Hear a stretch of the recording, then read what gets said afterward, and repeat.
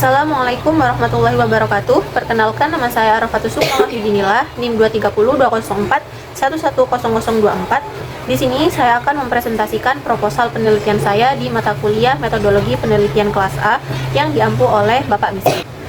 Penelitian saya berjudul Karakteristik Penafsiran Ayat-ayat Al-Quran dalam buku Secrets of Divine Love oleh Ahelwa, Studi Analisis Tafsir Inklusif.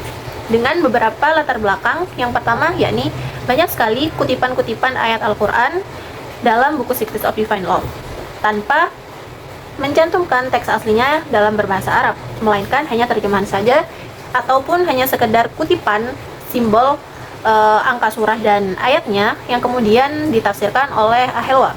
Yang kedua, Ahelwa menegaskan bahwa buku Secrets of Divine Love ini bukan merupakan buku ajaran tentang agama Islam atau bukan juga buku tafsir, melainkan buku Secrets of Divine Love adalah buku spiritual yang menggunakan nilai-nilai Islam untuk menyampaikan pesan-pesan yang ingin disampaikan oleh Ahelwa, pesan-pesan dakwah atau pesan-pesan nilai-nilai spiritual. Yang ketiga, Ahelwa berusaha menafsirkan Al-Quran dengan metode lintas madhab, yakni Sunni, Syiah, dan Sufi. Dan yang terakhir, yakni yang keempat, Ahelwa menganggap bahwa semua agama itu sama. Jadi buku Secrets of Divine Love ini memang ditujukan untuk menjembatani perbedaan-perbedaan interfaith maupun intrafaith. Dari latar belakang yang telah saya sampaikan, ada 6 kajian terdahulu yang saya temukan dengan objek penelitian atau objek kajian yang sama, yakni buku Secrets of Divine Love itu sendiri. Yang pertama, ada 4 kajian atau 4 penelitian dengan tema yang hampir sama untuk meneliti isi dan maksud tujuan dari penulis, yakni Ahelwa, dalam buku Secrets of Divine Love, yakni seperti menerangkan yang pertama tentang nilai-nilai spiritual, yang kedua ada pesan-pesan dakwah, yang ketiga pengimplementasian nilai-nilai dalam buku Secrets of Divine Love dalam buku pembelajaran sebagai bahan ajar, dan yang keempat yakni nilai-nilai moral yang diajarkan dalam buku Secrets of Divine Love. Kemudian ada 2 penelitian lainnya meneliti dari segi kebahasaan seperti retorika dan metafora.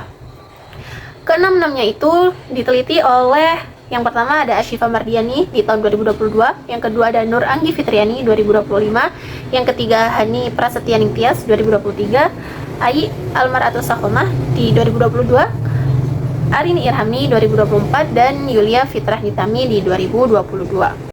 Selanjutnya yakni kerangka teori dengan teori-teori yang dijelaskan untuk landasan dalam menjawab rumusan masalah. Dengan teori yang pertama yaitu ada teori tafsir dalam dakwah dan teori tafsir kontemporer untuk menjadi landasan dalam menjawab rumusan masalah yang pertama, yaitu penyajian tafsir dalam buku Secrets of Divine Love. Yang kedua ada teori metode tafsir untuk menjelaskan rumusan masalah yang kedua, yakni metode penafsiran dalam buku Secrets of Divine Love. Dan yang terakhir ada teori tafsir inklusif dan inklusivisme tafsir untuk menjelaskan rumusan masalah yang terakhir, yakni penafsiran Ahelwa menurut perspektif tafsir inklusif.